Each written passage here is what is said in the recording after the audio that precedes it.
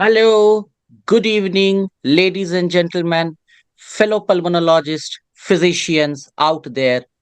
Good morning, good afternoon to those who are joining us from across the globe. From Chest Council of India, myself, Dr. Atri Gangopadhyay from Ranchi, Jharkhand, we bring a very unique topic today, albeit it has not been touched before.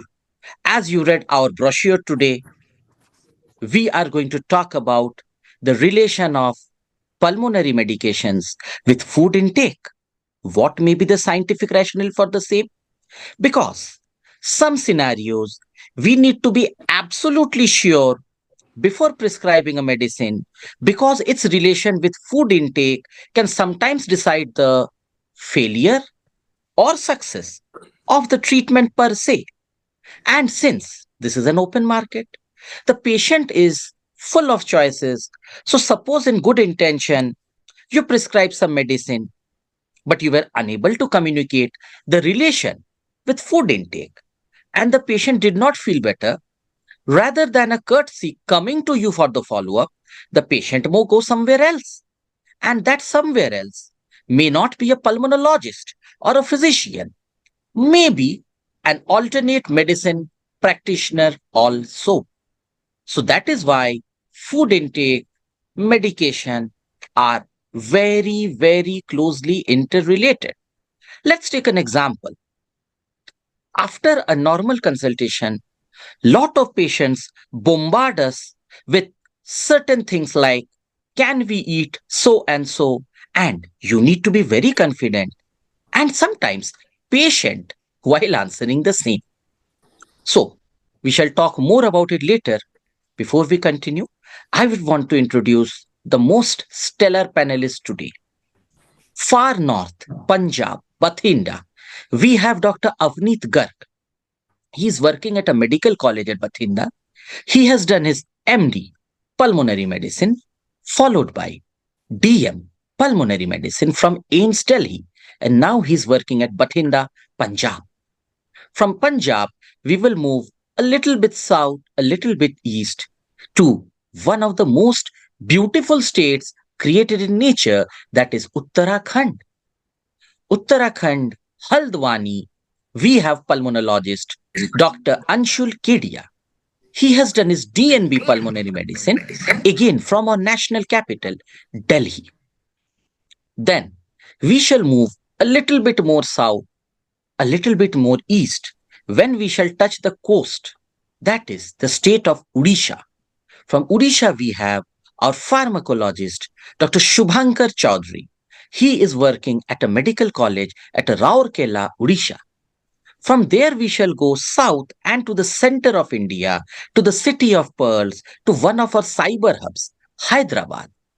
From Hyderabad, we have Dr. Ziauddin, who is a clinical pharmacologist at Apollo Jubilee Hills Hospital. Now I shall pass on the mic to our fellow panelist, Dr. Zia, who shall give us a wonderful overview.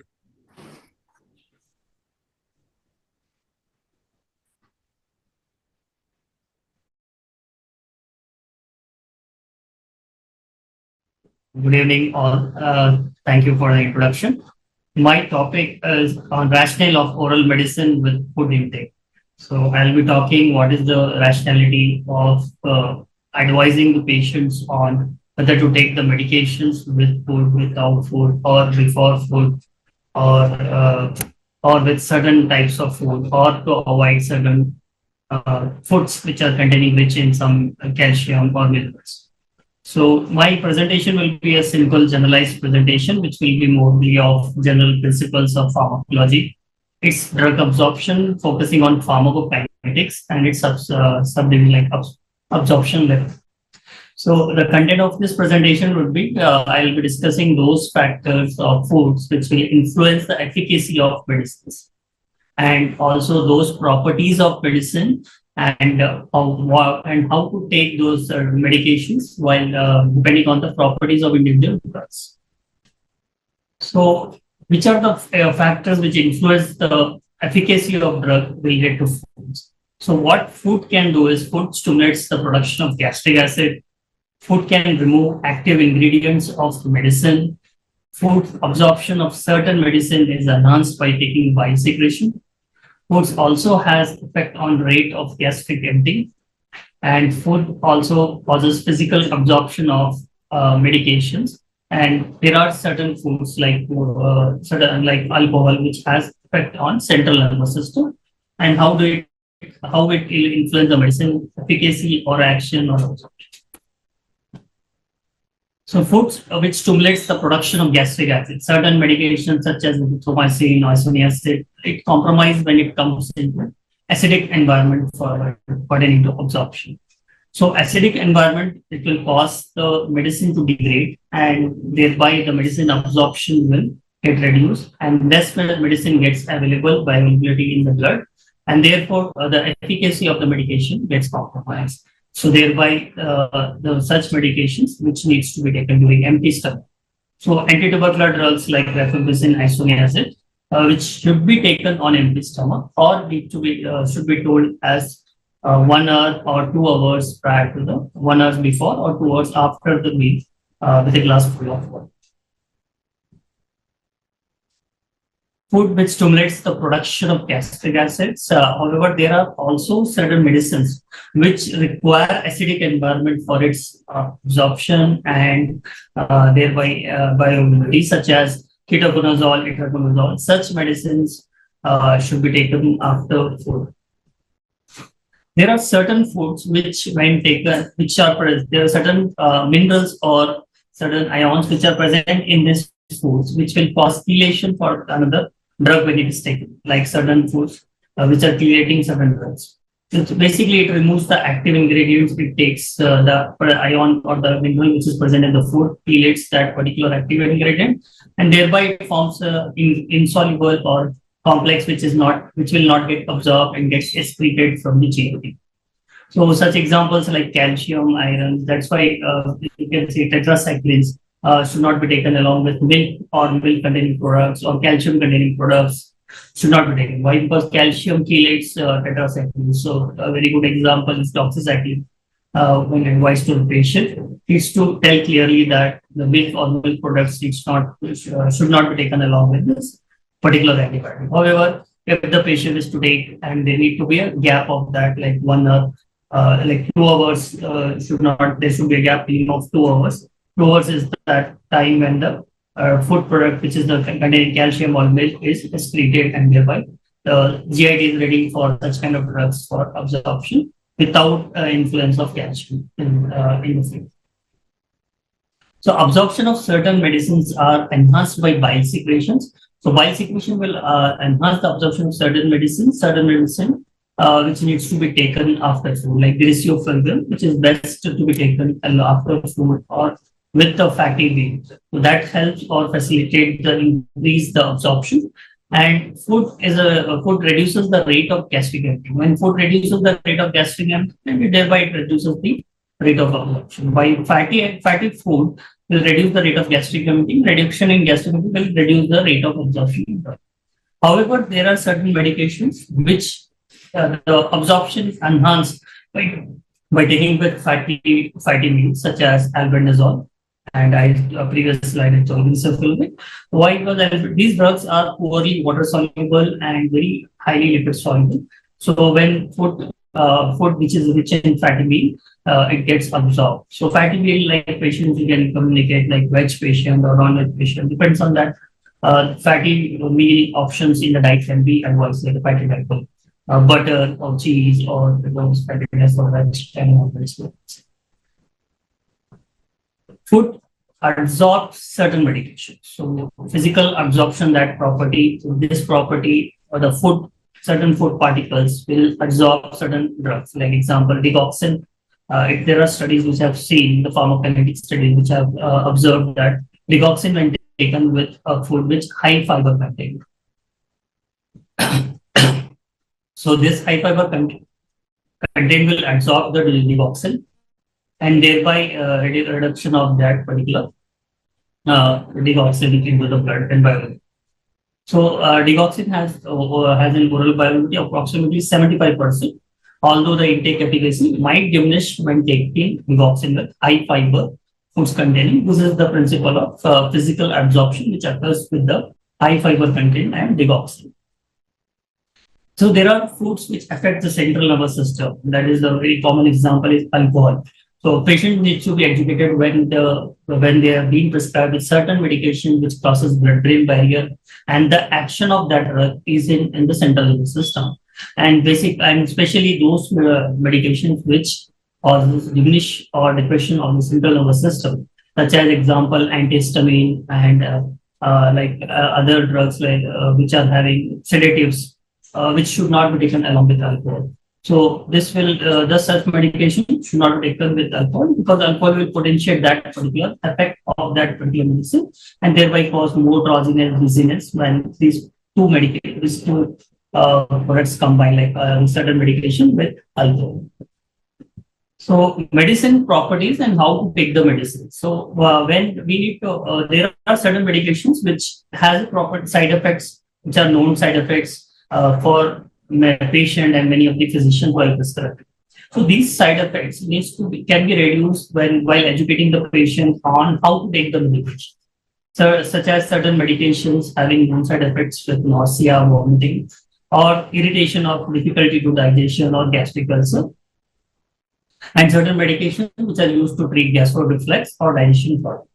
So to avoid certain or to reduce this kind of side effects, the food can be advised in such a way, or the medication intake can be advised in such a way, so it will not have these kind of side effects, or if it is having the side effect, it will be minimal or less, which can be done.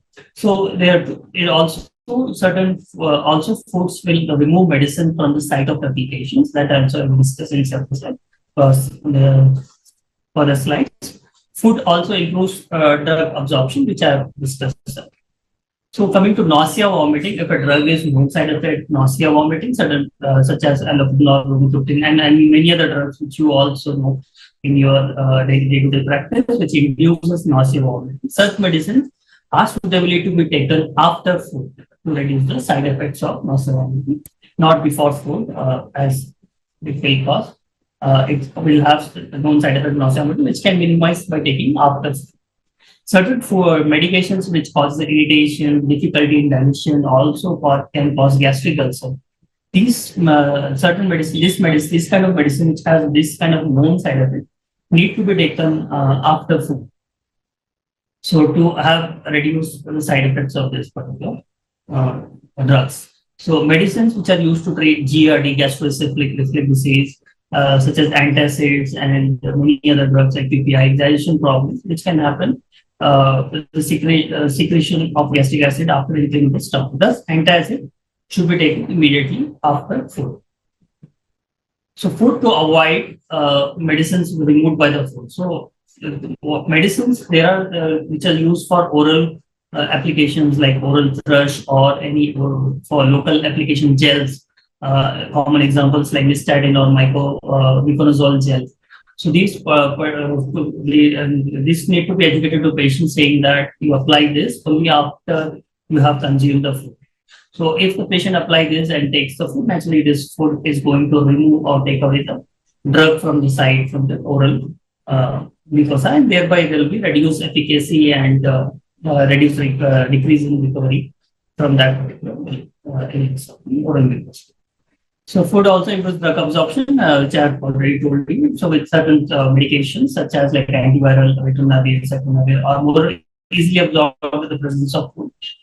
So such medicines should be taken after food. And diabetic medicines are known to cause side effects, hypoglycemia.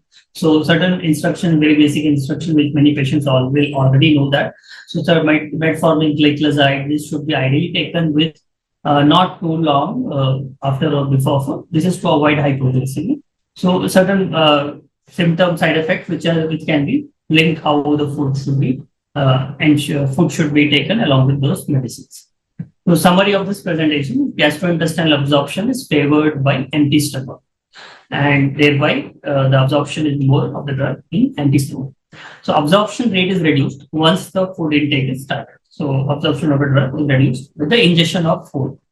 However, both the extent and the rate of absorption of certain drugs like antibiotic rifampicin is reduced after meals. So absorption of tetracycline is also markedly reduced with if it taken with milk or milk containing products or calcium containing products. Absorption of certain antifungal drugs, lisofulvin, is enhanced by taking with fatty diet. And vitamin C is another drug which keeps the iron in its active form like ferrous form, and thereby it increases the bioavailability of this two medication when it is taken. Vitamin C, A rich food, and with the ferrous iron containing ferrous. So food lowers the anti-tubercular drug concentration in blood significantly and delays the absorption. So patient may be explained with the beneficial effects of taking anti-tubercular drugs in a fasting state or advised to do so. However, keeping in mind what could be the side effects and how to prevent nausea, vomiting, that also should be balanced with the. Thank you very much for your patience and your time. Thank you for CCI for giving me this opportunity.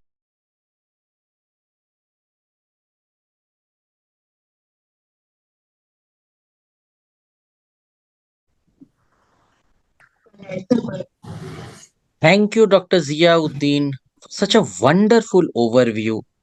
You took some very common practicing medicines and told us wonderfully how they are actually related to food intake and all. We have another pharmacologist on the panel, as introduced prior, Dr. Subhankar Choudhury.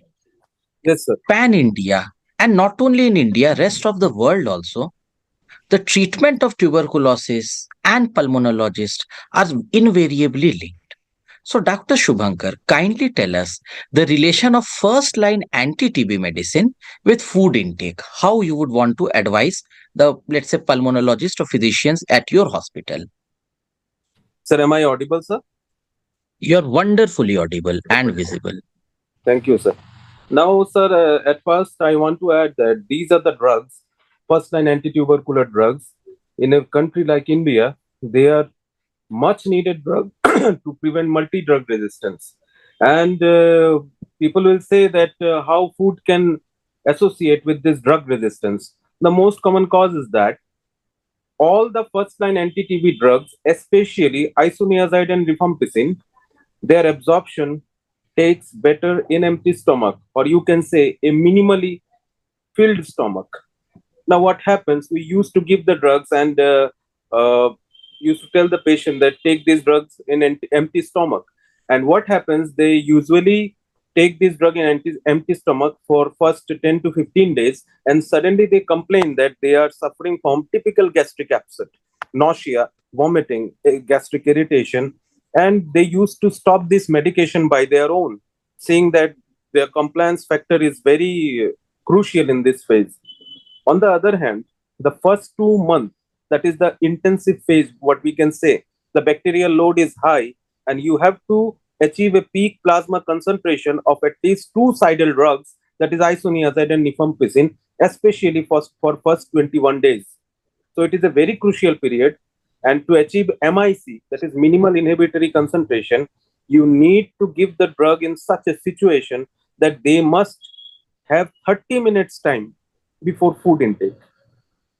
If patient is taking all these drugs simultaneously after taking food, what will happen? That tiny amount of drug will be absorbed.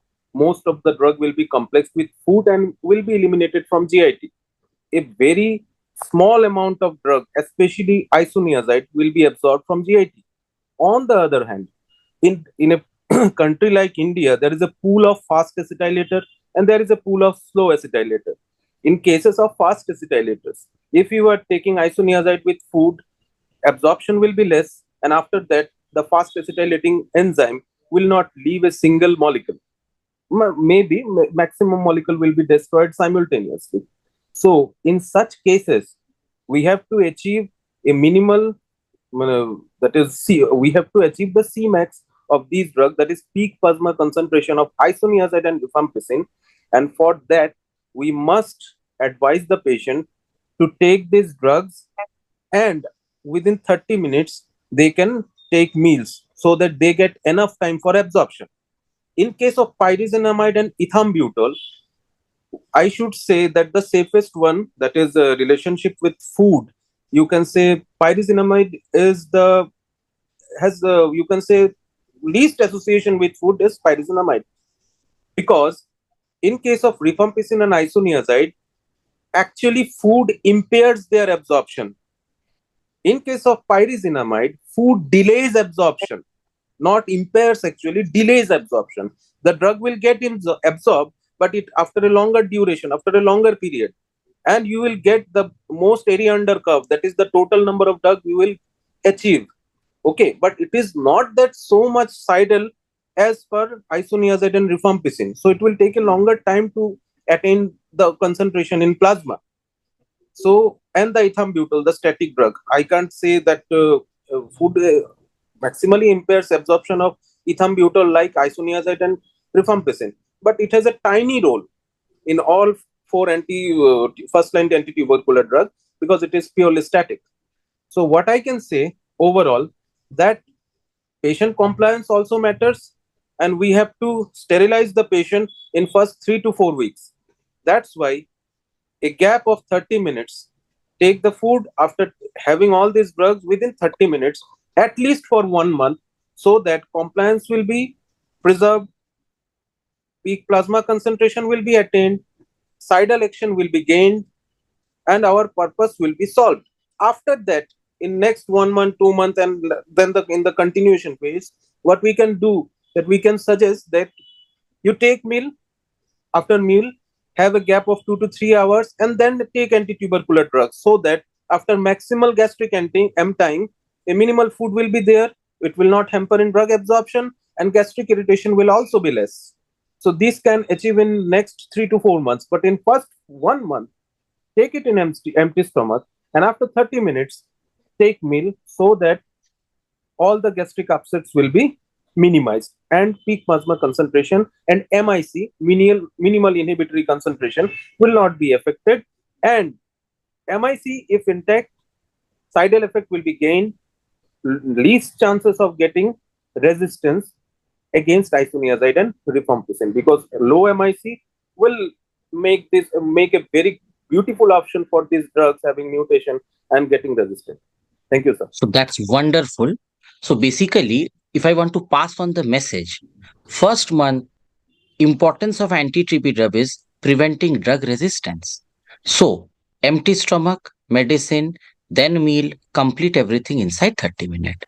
So there may be a recommendation for the government program who give those fixed dose combinations, that for first month if possible you may give drugs separately, and after 1 month when the food and dosing is not so much important, then you may make the fixed dose combination. But that is for program makers. I am sure they would need more evidence before such a thing. I would want to move on to Dr. Avneet Ji, Bathinda, Punjab. When we are talking about drug resistant TB or second line TB drugs, so other than the four we mentioned just now, there are an entire panel of drugs now, including some newer drugs also. Would you want to say anything important here, like any deviation from normal for second line TB drugs with respect to food intake? Yes. Dr. Avneet Ji. Thanks, Dr. Atri. Am I audible? Yeah, perfectly. Am I audible? Yes. Thanks, sir. So, like first line ATT drugs, the interaction of the food with various second line ATT drugs hasn't been discussed or studied in that depth that it has been for first line. But there are significant interaction with food that we need to know. So, if we just start with the group A anti-tubercular drugs, uh, second line anti-tubercular drugs. So, first of all, if we just discuss the fluoroquinones. So, fluoroquinones have a very good oral absorption that we all know. It has no significant food interactions, but fluoroquinones being an anion should be avoided with anything or any food that contains cation. Means any food having contains like calcium, magnesium, aluminium, iron. So these food, what can be these foods? Like milk products, they do have calcium. Like multivitamins, multiminerals, they do have some cations, metallic cations. And what can be other like antacids, they do have aluminium, magnesium cations. So all these foods having some metallic cations should be avoided with the fluoroquinones, because otherwise that cation will combine with the anion of the fluoroquinones and will make it non-absorbable. So if anything like antacid, calcium containing milk products, calcium supplements, or anything having these cations need to be given to a patient on fluoroquinones, then it should be given at least 2 hours before the fluoroquinone administration or 4 hours after the fluoroquinone administration. So that's the thing for fluoroquinones. There is no significant food interaction, but should be avoided with the foods having cations. So the second most important group A drug is linezolid. Linezolid has a very good oral absorption that we all know. It has almost 100% bioavailability that we all know. And linezolid per se has no such food interaction. But again, like fluoroquinones, it should be avoided with the foods containing high tyramine content, because there can be some hypertensive episode because of the high tyramine content. If the linezolid is given, linezolid just do block the monoamine oxidase enzyme, and it just increases the effect of tyramines, and there can be hypertensive crisis. So any food containing this tyramine, like this aged meat, fermented foods, aged cheese, or some beverages like red wine, beer, should be avoided with the linezolid. That should be the message to prevent the hypertensive crisis. Any food rich in the tyramine should be avoided with the linezolid. So other group A drug, if we discuss, is bedaquiline. Yes, among group A drugs, the bedaquiline is the one that is most significantly affected by the food intake, because it is better absorbed when given after meals. It has been seen that its absorption increases twofold when it is given after meal. So if we are giving bedaquiline empty stomach, it will have a decreased efficacy, and there can be just failure of our zinc. So bedaquiline, whenever to be given, it should be given after meals. So along with bedaquiline, if we also just discuss delamanid, so delamanid, just like bedaquiline, has a better bioavailability, has a better absorption when it is given after meals. So it has a 2.7-fold increase in the bioavailability when it is given after food. So both bedaquiline and delamanid need to be given after meals, and whereas the linezolid and fluoroquinones, no relation with the food, but linezolid should be avoided with tyramine containing food items, and this fluoroquinone should be avoided with the any food item that contains metallic cation. So this was for a group A drugs and delamanid.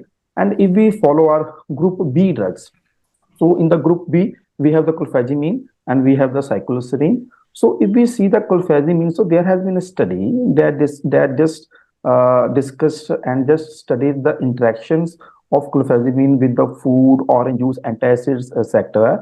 And it was found that the clofazimine levels are better when it is given after food, and its levels get decreased when it is given with the antacid or orange juice. So clofazimine again does better when it is given after food. Whereas on the other side, another study that discussed the effect of these things on cycloserine, it was found that cycloserine is better absorbed when it is given on the empty stomach, and it has no relation to antacids and orange juice.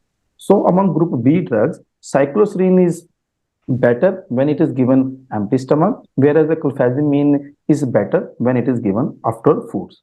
Wherein among the groups C drugs, the paradigm and ethambutol has already been discussed. And if we see the ethionamide, there has been again a very good clinical study that discussed the relation of the food, relation of antacid, relation of orange juice, relation of feeding, fasting state with the ethionamide levels, and it was found that none of these things do affect the ethionamide level. So ethionamide level you can give anytime, and better after food, just because of the tolerance issues, because we know these drugs are better tolerated when after food, but as per the bioavailability, there has no effect of any food, antacids, or any orange juice, or any acidic substances on absorption of the ethionamide. Whereas in the last, if we discuss PAS, we all know PAS is a very notorious drug to be absorbed, so it should be always given with some acidic drugs or acidic juices like any grape, tomato juice, cranberry juice, or apple juice. So with the acidic juices, its absorption is better,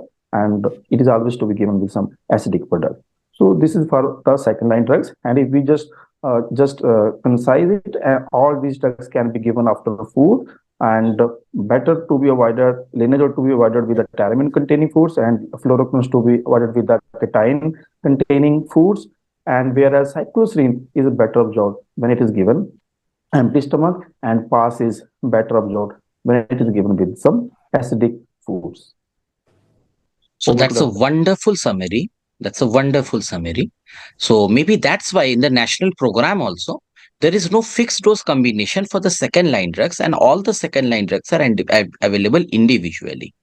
So it is when someone is taking medicine for so long, it is very important at every visit to take the opportunity, ask them what is the relation of medicine with.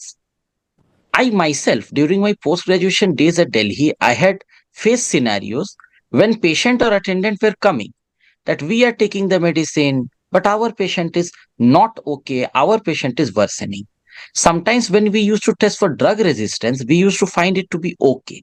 So there sometimes this relation between food and medicine, especially in anti-TB, must be reinforced.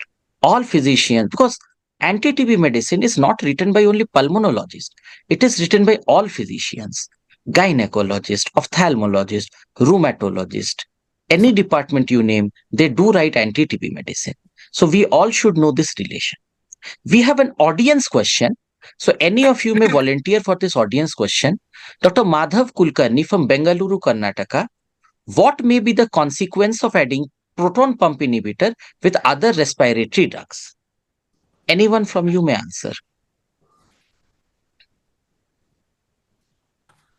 Or what may be, let's say, adverse interaction of proton pump inhibitor with any of our respiratory drugs, because proton pump inhibitors are often maximum prescribed irrespective of conditions. So with our respiratory drug, what may be the consequence of adding the proton pump inhibitor? Any of you may kindly answer this question.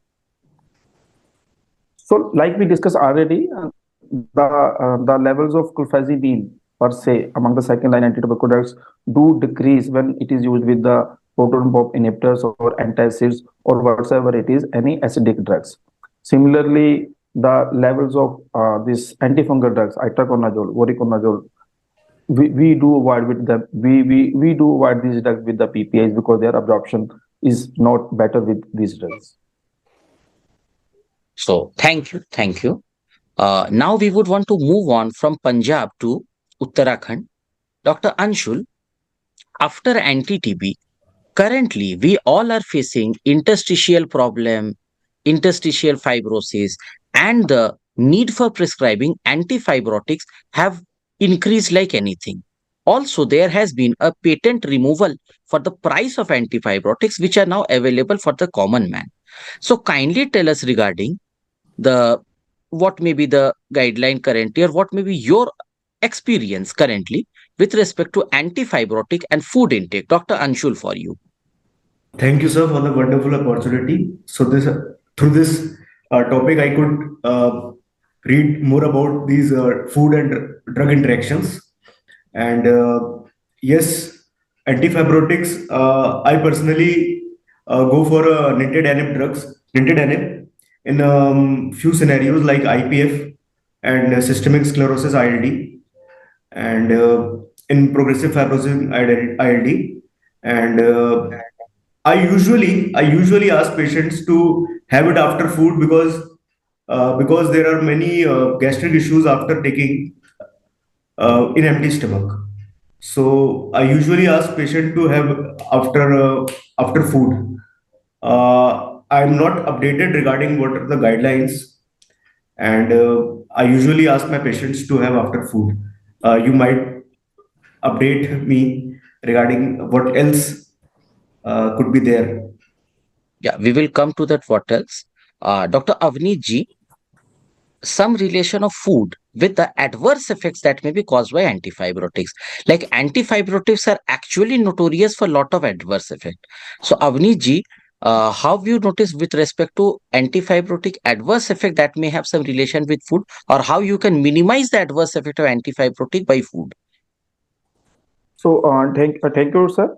So, sir, antifibrotics has a major interaction with the food. So, I will just try to discuss that topic in detail. So we have two antifibrotics mainly. We have nintedanib and pirfenidone that we use in our daily practice. So if you see the nintedanib, its oral bioavailability is only 5%. So means that its interaction with the foods do affects its blood level significantly. So if nintedanib is given after a major meal, after a large meal, its bioavailability increases by 20%. So it should be given always after a large meal or large fatty meal. So even with respect to the side effects that you asked me, that some GI side effects, nausea, vomiting, abdominal pain, that are very common with an internet. So there have been many preclinical clinical studies, and even you can follow. There was a Delphi statement by a group of 14 pulmonologists from different parts of India that was published in 2021 in a very impactful index journal. They stated that whenever you have this side effects with nintedanib, first of thing that you need to do is give nintedanib after a large fatty meal, not with some snacks, not with a small meal. Always give it with a large meal. And if the symptoms still persist, then there are the other measures that we already know, that we can add some symptomatic therapy, antiemetics, PPIs, and we can reduce the dose and then can up titrate. And in the last, we can either switch to the other antifibrotic agent. So with nintedanib, it is always to be given after a large fatty meal, preferably. And the one more thing, there has been a study that has discussed the interaction of green tea with the nintedanib, and it was a very beautiful study that showed that the green tea, if given with the nintedanib, if nintedanib given within a 2 hours of the green tea, it decreases the level of nintedanib by 20%. How it does so? There are some flavonoids in the green tea, and that just induces some enzyme that causes the degradation of nintedanib. So that's another thing that we need to remember, that it should be avoided with the green tea and should be taken after the large meal, preferably a large fatty meal. So second, there is the pirfenidone. So if you follow the pharmacokinetics of pirfenidone, its levels are actually decreased with the meals, but this decrease is so modest, so it is of not that clinical importance. And due to the tolerance issue, it is always prescribed or is always recommended to be given after meals. Even its levels are modestly decreased with the meals, but because of the tolerance issue, it is recommended to be given after meals. So it should be given after large meal. There has been again some clinical and preclinical studies and expert consensus that has been published in the literature that states if you are giving pirfenidone, it should be given at the end of meal. So there was again question, should it be given before the meal, during the meal, or end of the meal? It should be given at the end of meal. Like if you are giving 800 mg tablet should be given at the end of meal. So there was again a question that if you are giving 200 mg tablets, three tablets in a time, so when should it be given? Then it was recommended that if you are giving like three tablets or 200 mg, one should be given before starting the meal, one during the meal, and one at the end of the meal. It will have a better tolerance for the patient with that drug. So pirfenidone, whenever to be given, should be given after large meal, preferably at the end of the meal. And if it is given in the divided doses, then it should be given before, mid, and after the meal. That has been the recommendation by most of the expert consensus and some clinical and preclinical studies. And with respect to GI side effects, again, it should be first tried with the large meals. And then if there is no response, then we give symptomatic therapy. If there is no response, then we decrease the dose and then try to up titrate. And if there's still symptoms are there, say GI symptom persist, then we have no option other than to switch to the alternative antifibrotic drug. So one very interesting thing which you came up here was this anecdote to green tea. What happens when I explain to a patient that you are suffering IPF or you're suffering a bad fibrotic ILD? There is a genuine chance that whatever medicine I give you, you may not be better, you may actually worsen, and you may come on oxygen and you may reach the end of life.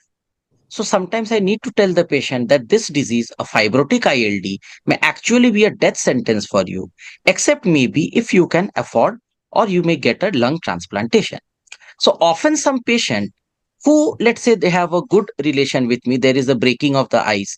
So these people or their attendants may ask me that since you are very frank enough to tell us that your medicines are not going to help us, can we try something alternate medicine like a green tea?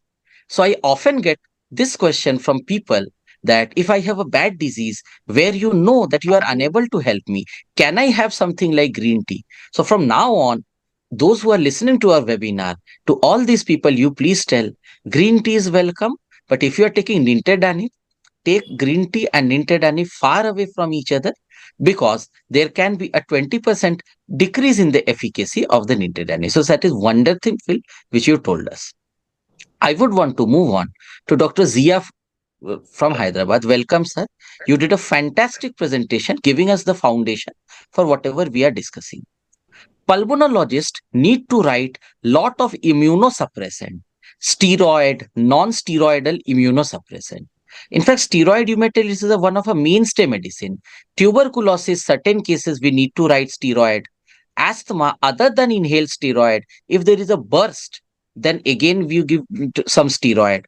And lots of connective tissue disease or interstitial lung disease, we need to give lot of steroid.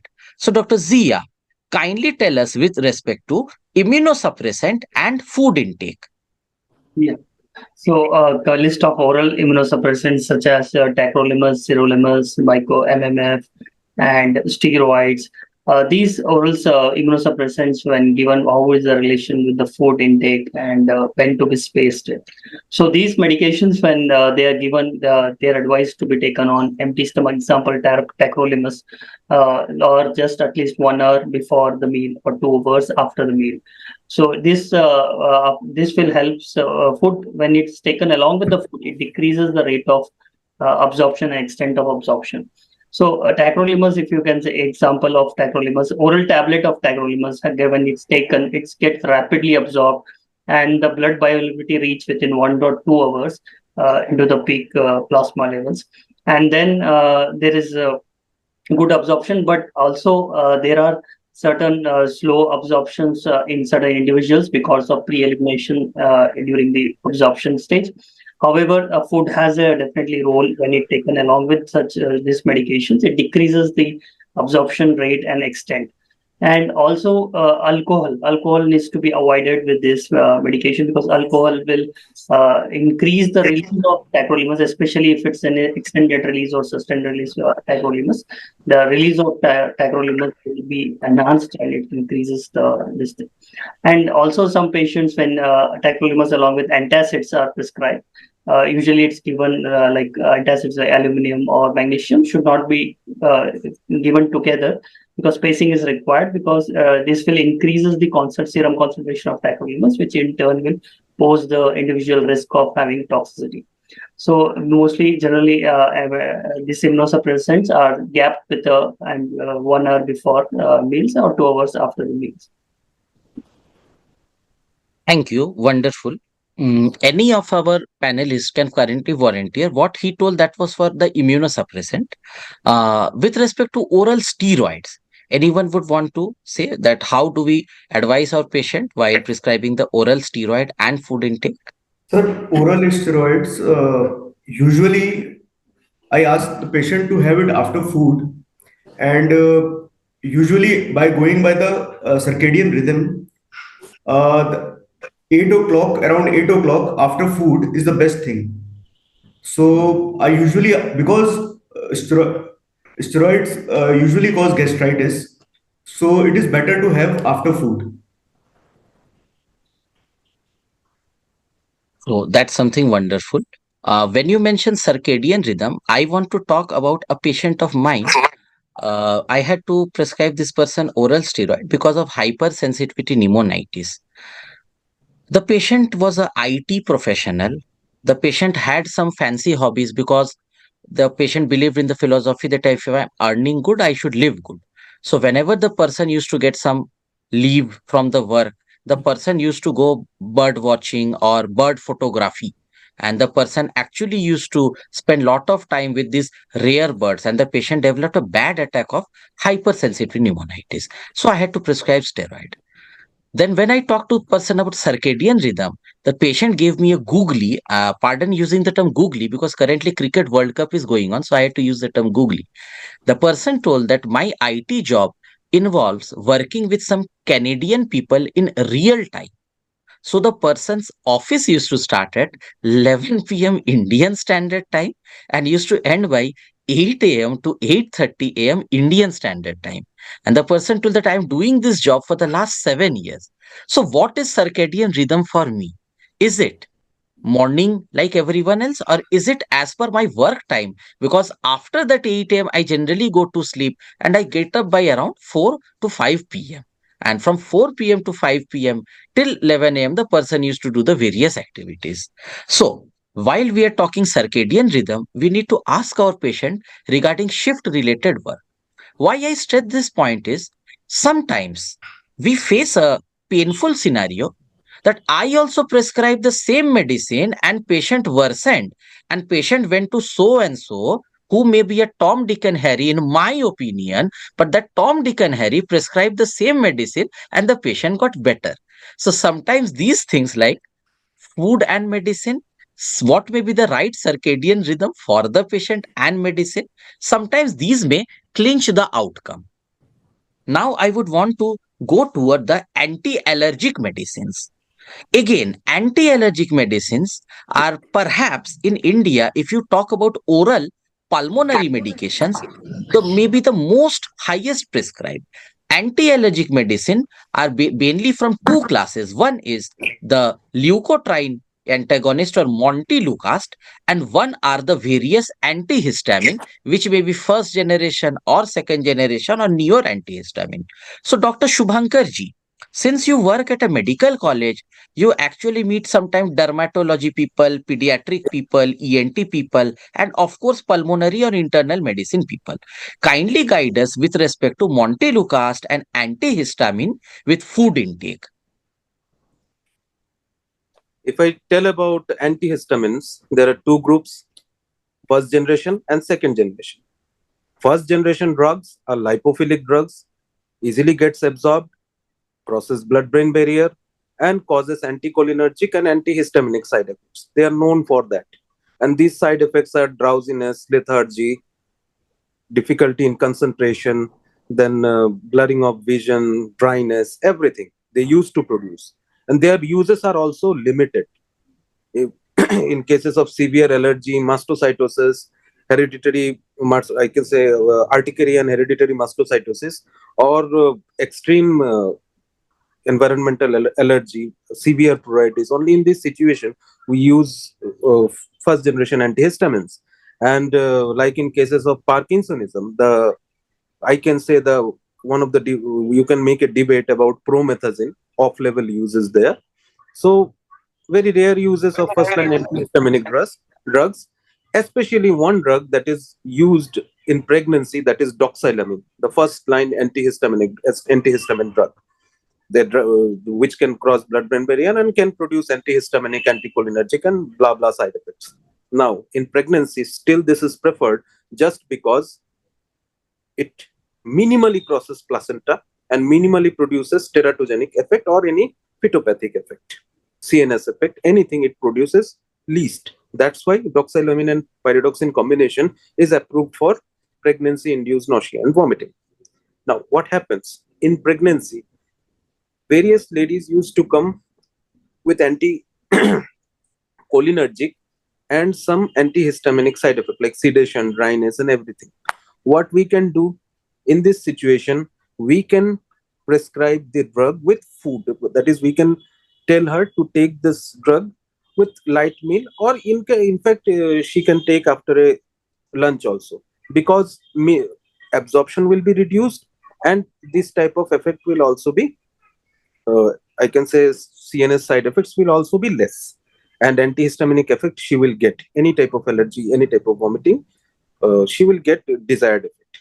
So first generation antihistaminic drug, I can say, if you want to reduce adverse effect, better go with meal, or just go with meal, not just 20 minutes before meal or 20 minutes after meal, so that interaction of with food will decrease its absorption and we will get rid of all the CNS side effects. Now, comes second generation antihistamine drugs. They are not lipophilic, carboxylic compound is there, carboxyl group is there, and they can't cross blood-brain barrier. And they are safe drugs nowadays, and they are widely used. But we have to remember one thing, that these drugs are substrate for P-glycoprotein, which is present in cerebral astrocytes. That's why they prevent their entry to the brain, and in GI mucosa. The P-glycoprotein is responsible for their rapid destruction. So after having these drugs, we get a lesser amount of drug absorbed in blood. And one beautiful thing is that till less amount of drug is absorbed, they have a wide volume of distribution. They can bind with tissue proteins, especially dermal proteins, and that's why they are beneficial in urticaria, mastocytosis, and other dermatological disorders which are associated with itching. So having minimal absorption, we get the benefit just because they are wonderful volume of distribution and wonderful binding with tissue proteins. But at the same time, this little bit of absorption, what we are getting after destruction by P-glycoprotein, if they used to take these drugs with food, the amount will be much lesser, and the antihistaminic effect will also be less. That's why in case of second generation antihistamines, I will like to say that the stomach should be little bit, at least minimal food is there, we will have good effect. But we can't take this second generation antihistaminic with a full stomach. That should not be the mode. They should be taken with light. Then lastly comes Montelukast. I can say it's a once a day drug, as sir, you people also used to give this with levocetirizine before, that is at night before sleep, or in early morning. 24 hours it will have a steady plasma concentration and will give its antihistaminic effect. And I can say only with this Montelukast that it has minimal interaction with food. And after breakfast or before dinner, that is the ideal time that the peak plasma concentration will be maintained. But remember, if someday some people used to take the drug just after 20 minutes after meal, mast cell stabilization will not get effect. It will have its desired amount of action. Thank you. So one very important thing which you told was that Montelukast does not have relation between meal. How is this important? Often in the market, Montelukast and the antihistamine are combined. And even if we want to prescribe them separately, it becomes increased pill burden for the patient. So if we are giving them early, let's say sedation wala antihistamine, we can safely combine it with Montelukast after the meal. And if we are giving them the newer one, the non-sedative, which needs to be given before meal, that also we can combine with the Montelukast safely. So this is a very beautiful thing you have told us. I just got a message from a technical team. Today, there are lots of festivals in India. Chitragupt Puja was concluded. From tomorrow, there will be Chhat, which is again a festival, very big festival in the east of India. And currently, a World Cup semi-final is going on again in India. Despite all of this, we have received 950 plus 970 something live logins, which is a huge number. This shows that people like you over here are more popular than Steven Smith, Temba Bavuma, Henrik Klassen, Keshav Maharaj, Mitchell Stark. So wonderful work, all of you. And I would want to move on to Dr. Anshul. Uh, After Montelukast and antihistamine, again, if we are talking about obstructive airway disease, another family is the theophylline family. It may be something like theophylline, etophylline. It may be something like doxyphylline. Again, when we write doxy short form, often the pharmacist confuses whether this doxy is doxycycline or doxyphylline. So it may be theophylline, it may be doxyphylline, it may be acebrophylline, or sometimes it may be ambroxol. So when we talk about this family, Dr. Anshulji, what would you want to advise with respect to food intake? Sir, I'm not much aware regarding the food interaction of this families with this theophylline group. So I usually I what I do, you can take it anytime. I just say, I ask my patients to say, take it, you can take it anytime. So I'm not much aware of it. Anyone else you would want to volunteer for this question? Theophylline family and food intake. Theophylline family and food intake. So with the theophylline family, the caffeine intake should be limited because of the some synergistic properties of both. We all know that this caffeine group have some properties of theophylline. So this should be avoided to avoid the toxicity. Other than this, I don't think the food has some significant action with the theophylline group. I'm not aware of any significant food action with the theophylline groups. Dr. Subhankar ji, you wanted to add something here? Actually, this group of drug typically, I will say, by blocking the adenosine receptor, I'm not going in molecular level actually. I just want to say that tachycardia is one risk with theophylline group of drugs, and that's why, as sir have already told us, caffeine is one of the important. And second is any cheese-related items where there are more tyramines, so that sympathetic surge anytime may lead to tachycardia, and synergistic effect both. But any drug which can increase heart rate should be avoided. Any substance, any food that will increase noradrenergic surge will lead to tachycardia and will potentiate the effect of theophylline group of drugs. Wonderful. After COVID, there has been a surge in oral antifungal prescriptions. Maybe we are looking for fungal infections more commonly now, and we try to identify fungal infections at an earlier phase. Or maybe due to rapid leaps in intervention pulmonology, we are picking up fungal infections earlier.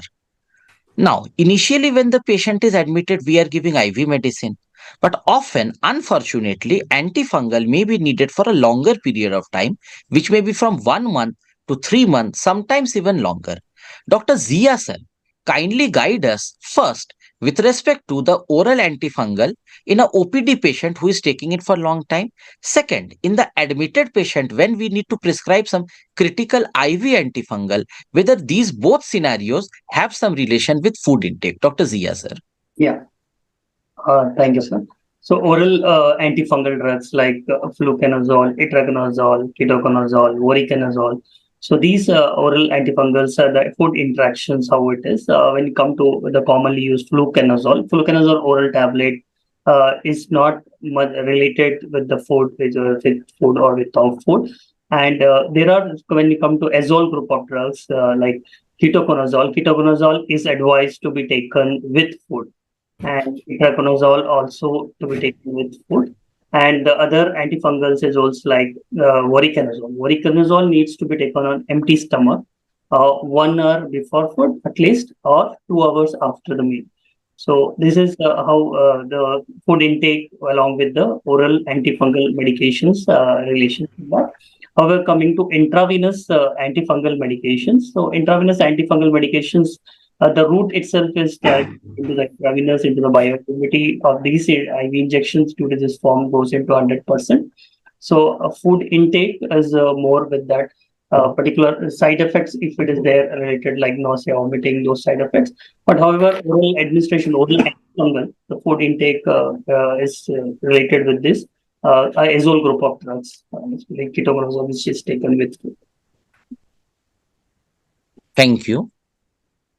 Sometimes, thanks to WhatsApp, we get lots of jokes which are forwarded, super forwarded, and repeatedly forwarded. I recently found such a WhatsApp joke. Fever is not a sign of cephalosporin deficiency.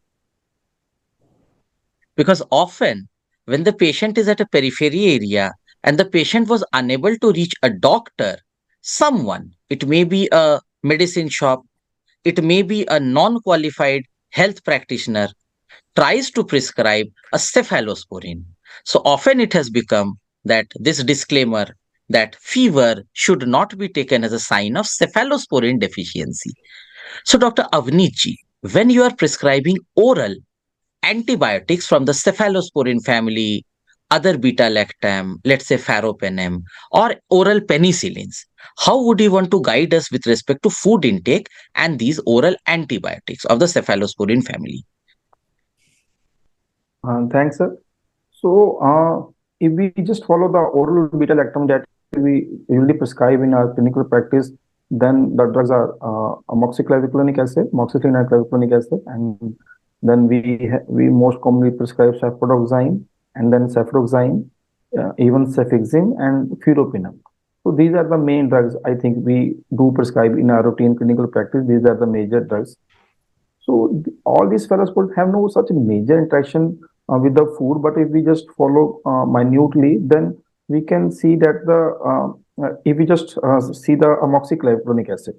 So if you follow the trials has been showed its efficacy without regard to food, but it has been seen that the clavulanic acid per se has a better oral bioavailability when it is given after a meal. So there has been a study that clavulanic acid was given after 30 so bioavailability was seen if clavulanic acid was given after 30 minutes of the meal or after 150 minutes of the meal, and it was seen that the clavulanic acid when given after 30 minutes has a better bioavailability. So the amoxicillin clavulanic combination should be given after food that we already do in our patients. It has better tolerance also, and it has a better bioavailability also per se, the clavulanic acid.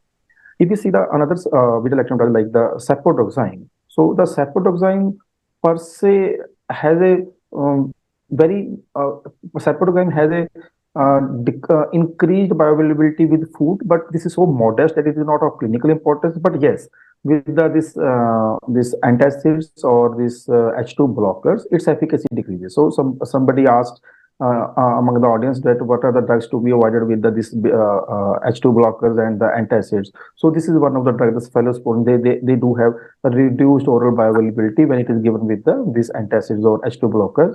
And similarly for the cefroxime, its bioavailability do decreases when it is given with antacids or H2 blockers. With the food, it has not such any significant interaction. But yes, with the dairy products, its bioavailability do decreases. Although it is not true for other cephalosporin, but for the cefroxime with the dairy products, its bioavailability decreases.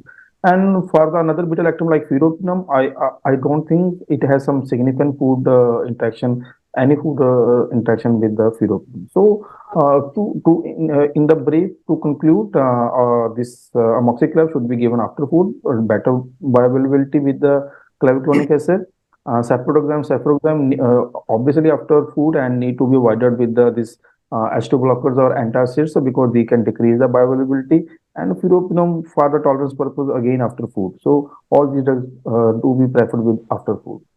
That's wonderful. That's wonderful. I am not touching the quinolone or the linezolid because they have been discussed before. Anyone from you, would you want to volunteer for macrolides? Because currently, in the treatment of bronchiectasis and in some resistant COPD, we are giving macrolide for a longer duration, sometimes 6 months, sometimes 12 months. So, how should we guide our patient with respect to macrolides and food intake? So I think the macrolides the absorption do decreases with the food intake. So it has significant interaction with the food. It absorption do decreases when it is given with the food. Dr. Anshulji, Yes. we sometimes prescribe lots of oral antivirals also. It may be oseltamivir, the typical flu medicine. Sometimes it was favipiravir. Sometimes they say favipiravir works. Sometimes they say it should not work. Then other oral like acyclovir, or when you come across a transplanted patient, ganciclovir, valganciclovir. So Anshulji, kindly guide us with respect to the oral antivirals and food intake. Sorry, sir, I'm not aware. Anyone else? Anyone else? Oral antivirals and food intake? Oral antivirals and food intake. To add to this question, Shubhankar ji, what happens sometimes now we get this HIV positive patient, and this HIV positive patient is on that heart medicine, and then we need to give some other medicine, but the patient may be admitted under us for 2 or 3 days. So we must know what is the relation of the ART also with food intake. So kindly guide us, sir. in this case, sir, actually, what challenge we face in TB, that every drug has to given in empty stomach. Here it is slight different. We have various groups: non-nucleoside reverse transcriptase inhibitors, nucleoside reverse transcriptase inhibitors, nucleotide reverse transcriptase inhibitor, and protease inhibitors. Four groups are there. Here you can say that there is a variability of these drugs with food, their absorption variability, like the drug tenofovir, nucleotide reverse transcriptase inhibitor. Its absorption is facilitated by fatty meat and in fact by carbohydrates also. So with meal we can give tenofovir. At the same time, the protease inhibitors, except indinavir, all the protease inhibitors can be given with light after a light meal, just after breakfast, 30 to 40 minutes, because in presence of light meal, it has been seen that except indinavir, their absorption is good. But the thing is that the light meal should be in carbohydrate in nature, because fatty meal will again inhibit their absorption. So if I want to say about protease inhibitor, I can say that take after light meal, except in case of indinavir, it should be taken in empty stomach, because neither carbohydrate, neither fats will enhance its absorption, rather hinder its absorption. Then comes the most important group, nucleoside reverse transcriptase inhibitor. Ziauddin, wonderful drug, used maximally, but the compliance with Ziauddin is very, I can say, pathetic with patients that in our pharmacology syllabus, two drugs we know for their extreme nausea and vomiting. One is ciprofloxacin and the second one is Ziauddin. The extreme nausea is responsible for patient. The extreme nausea is, you can say, patient used to stop the drug by their own. So for Ziauddin, a little carbohydrate meal is necessary because of its taste and its severe nauseating effect. A light meal with Ziauddin will be better for patient compliance, as also with its absorption. It will not hinder its absorption. The next thing is another drug is diadenosine, which causes diarrhea and is known for severe watery diarrhea. Croflamir is one of the drug we know that is used for this Ziauddin to control this Ziauddin induced diarrhea, but it is a very costly drug and not available all the time. So we have to give plenty of fluids with diadenosine. And another thing is that it is a most spurious drug for causing pancreatitis. So alcoholic patient, if the patient is taking alcohol, we must tell to stop alcohol immediately, because synergistic effect of alcohol and diadenosine will humiliate the pancreas and insult the pancreas within days. Lastly, but not the least, I would just like to add one thing, that all the TB, all the HIV/AIDS patient, if, I think every fourth individual, 4 in 5 individual, if there is 5 HIV patient, 3 to 4 will be infected with TB. The anti-TB drugs will also come in action simultaneously. They will go together. Okay, first anti-TB drug, then we used to introduce these drugs to prevent immune reconstitution into inflammatory syndrome, vice versa, all these things. But when all the drugs will be introduced at a time, there will be a certain phase. Then the food intake and these all 7 to 8 drugs and food intake, we have to calculate, or we have to make a schedule for the patient, because compliance is a very dangerous factor. And if all these drugs will produce extreme nausea, vomiting, gastritis, patient will stop both class of drugs immediately at a time. I have seen 3 to 4 patients, they are happy with their disease. I'm sorry, it's not happy. They are comfortable with their disease, but they are not even eager to take a single medicine because they are because of this gastric upset produced by these drugs. So we have to arrange as accordingly. Yeah, I also face this scenario. I sometimes encounter the HIV positive patient who may be non-progressors. They are not very regular in taking the ART. They tell that if my symptoms are okay, they do the periodically count. If my count are okay, then the medicine cause me more harm than quality of life. So sometimes they stop the medicine. If they start feeling not okay, then they restart the medicine. Now this becomes a problem in IRIS, that due to some unfortunate reason you diagnose TB, you have to start anti-TB and IRIS. It flares like anything. So it's a genuine problem. HIV positive, poor compliance to medicine, maybe due to less symptoms, better health status, low progression. Okay, I have an audience question. Dr. Akhil Contractor from Mumbai, Maharashtra. He wants a guidance with respect to terbinafine and food relationship. Any one of you? Terbinafine and food relationship. Uh, Antifungal drug. Terbinafine, and what he's saying, that when he can take Yeah, terbinafine. yeah, Okay. with respect to food. With respect to food, actually, we used to prescribe these drugs for teniasis, skin infections, mainly teniasis, when azoles are not working. And the best time I can say that after a light meal, because some studies have found that fat increases its absorption. Some studies, not all, but a heavy meal also retards the absorption of the drug. So light meal, I think.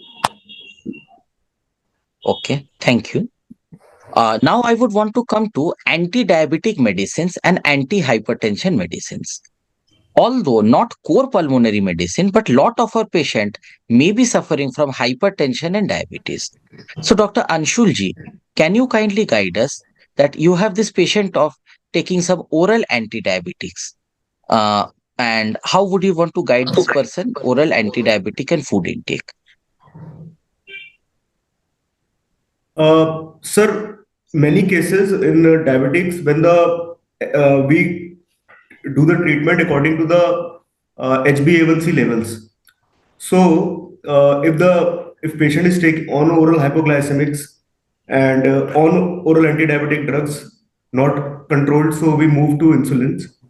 Yes, when talking of oral anti-diabetic drugs, I would like to see whether I am using sulfonylureas, those secretagogues. So these are usually cause hypoglycemias. So I would like to, I usually ask my patients to have it after food. And I ask them to be better to have immediately after food so that hypoglycemia is avoided. So, like glyclazide is a drug which is notorious in causing hypoglycemia, and other sulfonylureas like glimepiride. And so, I usually ask taking after food.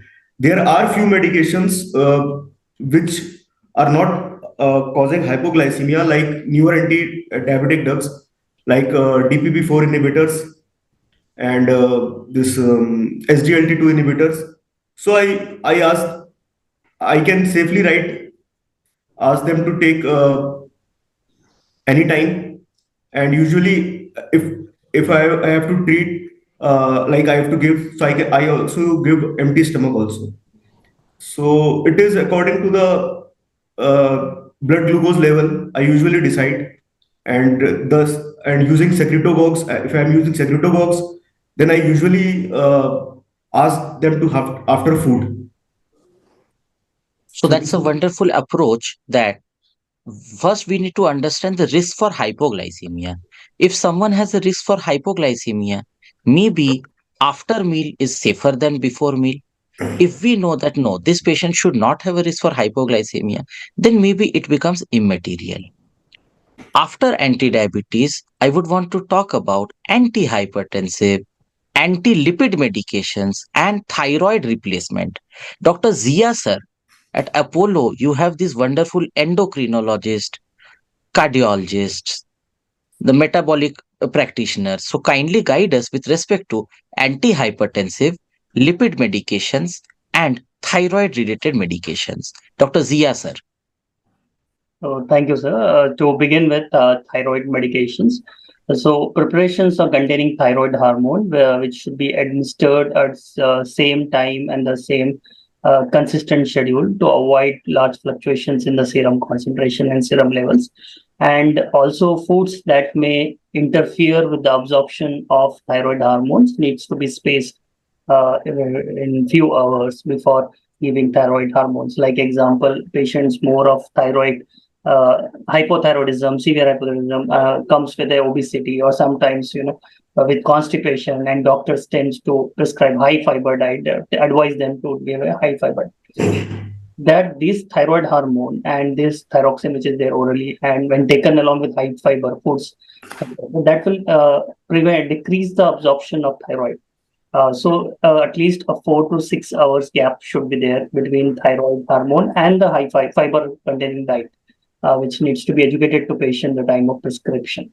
So when to take the thyroxine? So it is taken on empty stomach and preferably early in the morning, first thing, and 1 hour, if not, the gap what is there, at least 30 to 60 minutes prior to breakfast.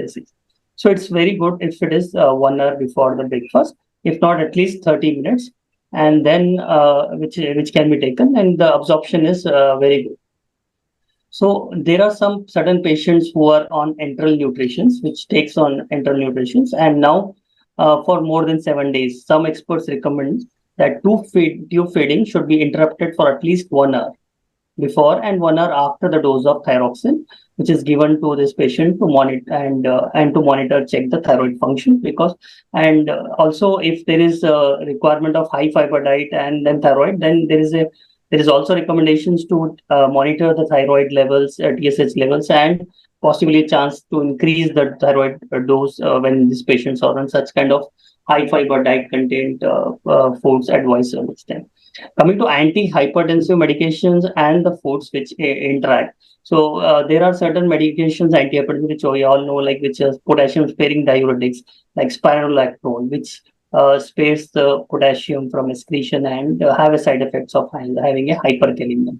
So these medications, when it is given, the patient needs to be educated that they need to avoid some potassium-rich foods, which should be avoided because that will cause more increase in blood potassium levels, such as common food examples. The clinician should be able to tell to the patient which are rich in potassium, such as like banana or potassium supplements they are taking. So these medications which needs to be educated, and also there are certain medications which also will have a side effect of hyperkalemia when it is prescribed with these kind of antihypertensives, which also should be educated to the patient about the thing and the food intake and what kind of foods needs to be restricted and which is this food. So especially this antihypertensives are taken with food or sometimes without food also. Most commonly it's given after food and advised to be taken at the same time every day to avoid any fluctuations in the serum bioavailability. So that's a very comprehensive answer. Thank you. I want to relate an incident. Last, we had a CCI con at Pune prior to the horrible COVID outbreak. So, Jan 2020, we had a physical meeting, and I was returning from Pune to Ranchi. It was an early morning flight. It had started around 3:30 something from Pune. There was a technical stop at Hyderabad, and then from Hyderabad to Ranchi. So, at Hyderabad, when I was in the plane, there was a paging announcement that for any doctor in the flight, and I identified myself. And I was very lucky. The air hostess invited me inside the cockpit, and the pilot there told me that, "Sir, I'm suffering from something allergic. Something maybe entered while I was traveling, and I'm feeling something very itchy in my throat and sneezing. And currently, we don't have a replacement pilot. So I need to fly this plane. How can you help me?" And fortunately, I myself sometimes suffer from this intermittent allergy. So I always keep some antihistamine, non-sedative antihistamine in my person, because suppose I'm starting my clinic early in the morning and I'm getting this allergy. So that becomes a problem. So I had it with me and I gave it to the pilot, and the pilot was very happy. And when we landed to Ranchi, the pilot specifically again invited me in the cockpit and told that after taking the medicine in 7 to 8 minutes, I felt better. The medicine was fexofenadine. It was individual. It was not a combination of fexofenadine montelukast. The pilot took it before starting the plane at around 5:30 a.m. in the morning, and the pilot felt better in 7 to 8 minutes. This is We prescribe every day, but that was a situation. If I would have given something sedative to the pilot, my own flight would have been in jeopardy. So this was a personal thing which I wanted to share, and I did not find and any relation with food because the pilot was in empty stomach that time, so the medicine worked fine. So maybe because it's a later generation medicine, so maybe empty stomach helped over there. So thank you, Dr. Subhankar, what you told. Now, as pulmonologist, a very big chunk of our medicine are inhaled or nebulized medicine. Often patients ask me that this inhaler should be taken before food or after food. So, Dr. Shubhankar ji, can you guide us whether there is any evidence for inhaled medicine or nebulized medicine with respect to food intake? Sir, I just want to make this situation in two parts. One is acute severe asthma or acute severe respiratory disease, you can say, and the second one is maintenance phase when you give the drugs for a longer period. Actually, what happens that nebulization stimulates cough reflexes, and if the patient is in full stomach, the cough reflexes may lead to aspiration. This is the thing that we use to avoid these drugs when our stomach is full. In case of acute severe asthma or in case of a debilitating COPD, when saturation is falling rapidly, then this theory, I think that this should not work. We should dilate the bronchus and we should give anti-inflammatory steroids as soon as possible. We must not think for cough reflexes on the or all the things. What actually matters in the maintenance phase actually, that in these asthma and COPD patients, you people, sir, you are very much aware with another situation, that is asthma with GRD and COPD with GRD. Their lower esophageal sphincter is already relaxed, and reflux is a very common problem with these persons. So during you can say maintenance, when you give the drug for longer duration, I would say that these should not be taken with a full meal, because if something happens, then it will be quite distressful for the patient. In fact, it just half an hour or 1 hour before meal, you can give the inhalational drugs.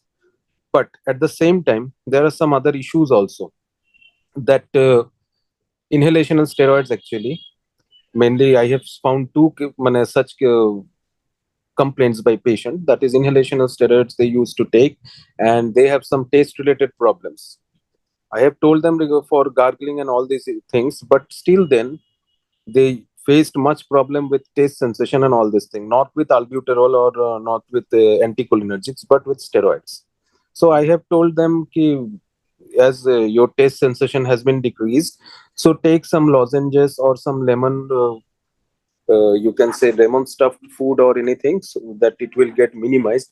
But otherwise, no such big issue is found in maintenance phase. So I will better say that, sir, if acute case is there, acute severe asthma or a case of COPD which is getting deteriorated, here we should not think about full stomach or empty stomach. But in maintenance phase, sir, it's better to have a gap between this food intake and between food intake and this nebulized medicines. So that's wonderful. Dr. Avneet ji, now I want to ask regarding initiation or continuation of non-invasive ventilation NIV with respect to food intake. Dr. Avneet ji. So thanks, sir.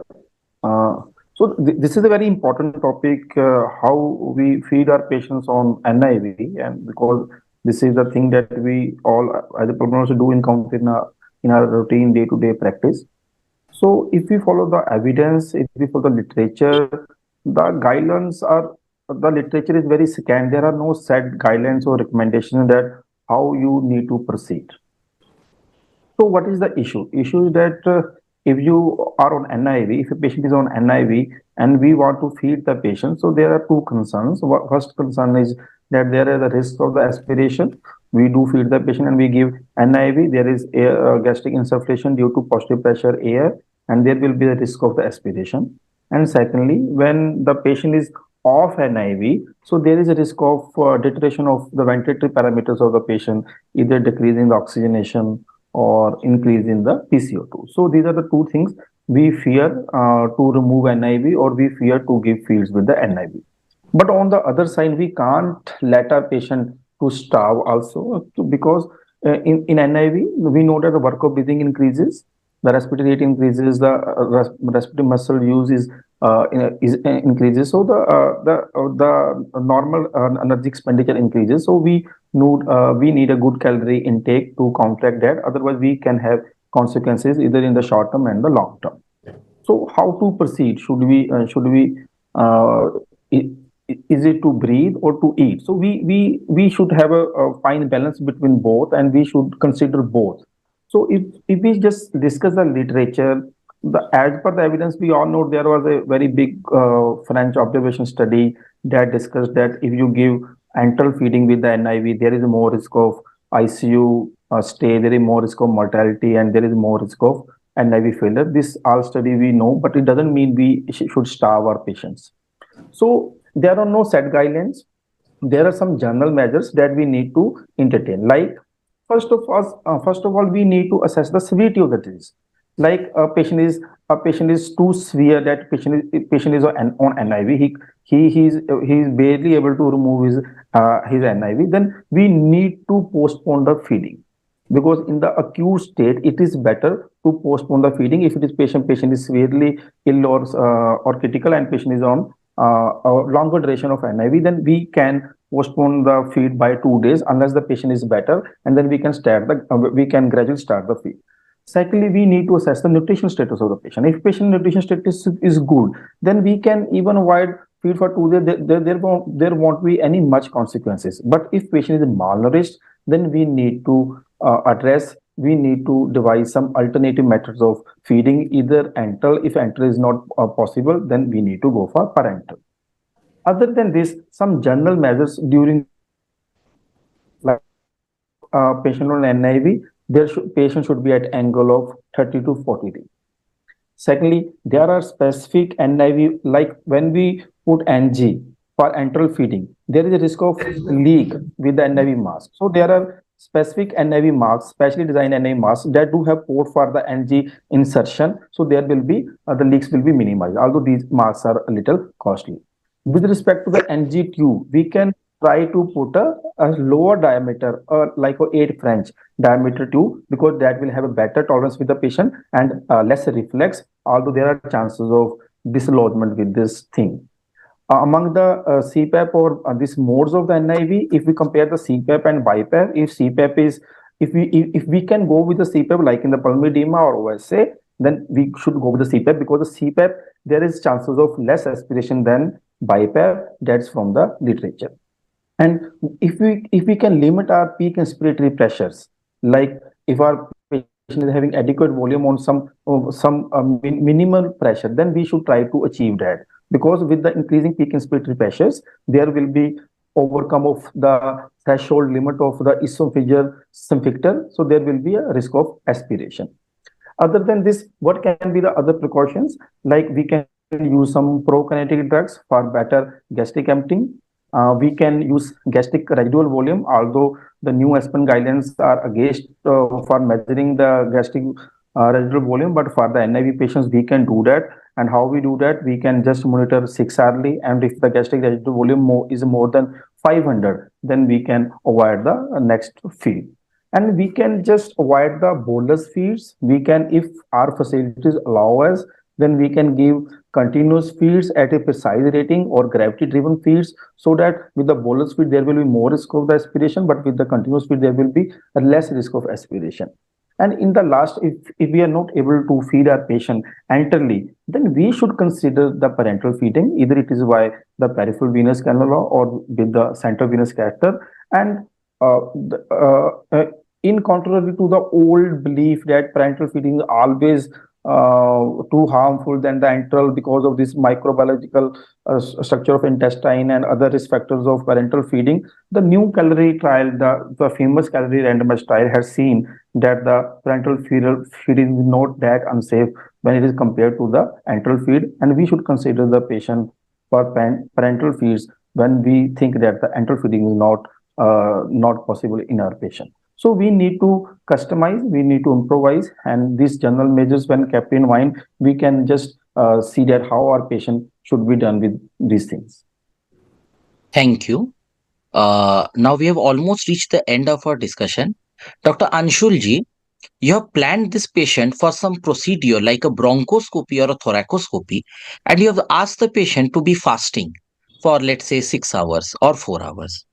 But this patient is taking some pulmonary medication. It may be inhaler, it may be some antihistaminic, it may be an immunosuppressant, or the patient of pulmonary medicine under you is going to undergo some other surgery like a orthopedic surgery or a cesarean section or some abdominal surgery.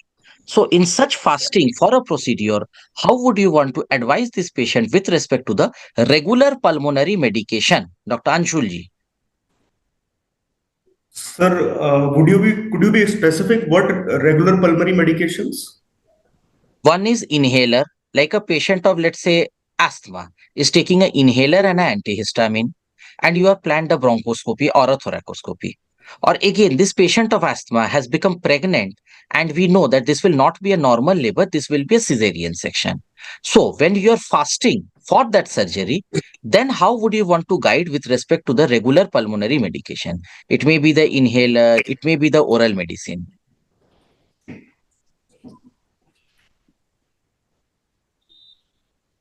Okay. Sir, I cannot understand the question itself. Anyone else would want to contribute? Avneet ji, like you want to do a bronchoscopy and you ask the patient to fast, but the patient is already on some inhaler or a medicine. So fasting, we totally understand, but what would be the status of the medicine? So, sir, the inhaled medication should not be any issue. The patient can go with the inhalers, and we can even nebulize the patient before the bronchoscopy. So the inhaled medication should not be any issue. The issue is with the oral medication, that whether we should go for this oral medication. We usually prefer to give this antihypertensive drugs. Actually, if the patient is on any antihypertensive drug, we just advise the patient that do take 6 hours before the procedure with some small sips of water, so that we have a fairly good BP reading during the procedure. Other than this, if we have some mandatory drugs of any mandatory drug, like we want to continue the steroids or whatsoever it is, then we patient can take it, and provided it is like 6 hours before the procedure, patient can take it with the water. Otherwise, patient can take up to after 2 hours after the procedure. There should not be any issue. So now to conclude, I would request all of you over here to give a take-home message for our audience who want to practice from tomorrow with respect to these points. Dr. Zia sir, your take-home message on today's topic. Yeah. So thank you, sir, and so many participants who are online who have joined and heard this session. So my take-home message is very simple. No, food. We all know food can prevent medicine from working the way it should work, and it can also cause medicinal side effects to become better or worse, or can cause new side effects to occur. So the drugs can also change the way the body uses the food. So it's very essential for all the prescribers to have this prescription advice, which is one of the neglected advice, which is commonly seen in most of the prescriptions.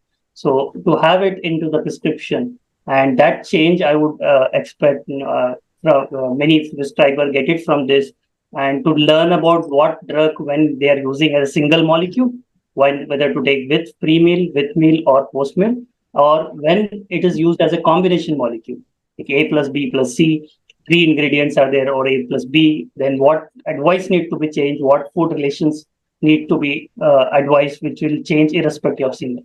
So that change in the prescription, writing clearly for the patients to take it, and patient get benefited with this particular medication and get better efficacy in the blood and faster recovery. So that's all from my side. Thank you very much for me. Thank you. Dr. Subhankar ji, your take-home message. Make a small list of drugs that you practice in your clinical setting.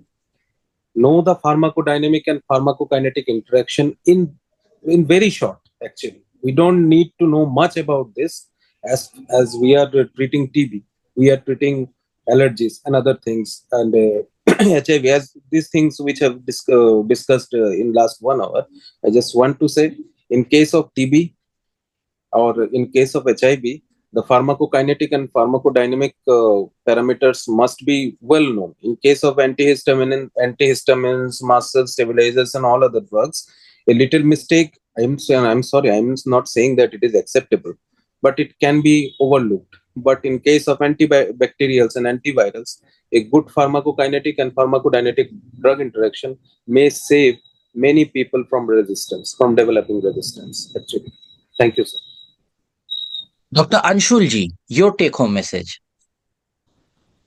Sir, these pharmacodynamics and kinetics of the drug and the relation of food and drug interactions must be known in our clinical settings, and must be followed and practiced in the way which is taught.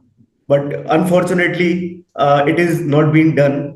And in cases of, I feel, in TB, yes, it is there in theory that we have to give it empty stomachs. But what can we do when we have fixed dose combinations? So it is a matter of debate. I don't want to create now. But yes, I give usually anti-TB drugs after food. So because I have followed the theory, but my patients are not happy. So they come with lot of side effects. So my take home message is give anti-TB drugs after food, those with fixed dose combination. I can say that. Dr. Avneet ji. So, as physicians or as pulmonologists, we pay less attention for the food interaction for various drugs we usually prescribe. We usually are aware of major interactions, but we are not aware of minor interactions. So, my take-home message is that whatever we prescribe on our OPD slips on the regular basis, we need to look for the literature of any minor interaction with respect to food or any other thing, and that can sometimes change the outcomes of the disease or outcomes for the patient. We have received a congratulatory message from Dr. S. Jayaraman, Chennai, Tamil Nadu. Fantastic discussion on medicine and food, wonderful moderation, and super panelist. I would want to say Dr. S. Jayaraman is one of our most regular attendees. Dr. Saab attends every webinar if he is not participating in it, and he always puts in a question or a comment. Thank you, Dr. Jayaraman, for being with us for the last 2 years. That is something immense. As we come to the end, I would want to appeal to all the doctors out there who are watching our webinar. You may not be pulmonologist, but the diseases we discussed today are something very, very common. Very, very common. You all must have heard regarding recent medical council changes that certain subjects may not be mandatory for MBBS curriculum. But just imagine our MBBS doctors going to work in a high volume government center with no knowledge of pulmonary medicine. That can be scary. So, my appeal to all doctors out there, if you know someone in the National Medical Council, kindly write to them, kindly request them to reinstate pulmonary medicine as an essential part of the MBBS curriculum. I would want to thank from Chest Council of India, first of all, the technical team who are responsible for the flawless of all these webinars, Dr. N.H. Krishna and Dr. Narayana Pradeepa, who are the founders of Chess Council of India, our webinar coordinator, Dr. Vijay Kumar Chennam Chetty. Then there is a team who selects all the panelists, all the topics out there. Dr. Shivani Swami, Dr. Kirat Kaur, Dr. Rajadhar, Dr. Nitin Abhyankar, our current office bearers of CCI, Dr. Ashish Dubey, the president, Dr. Anil Maske, the secretary, and all the panelists out there. CCI, Chess Council of India rocks. And let us all hope that this Sunday, our Indian cricket team shall rock, whoever will be the opponent. From Chess Council of India and all of us here, a very good evening, good night to all of you. Have a Good night. nice day. Good night, sir.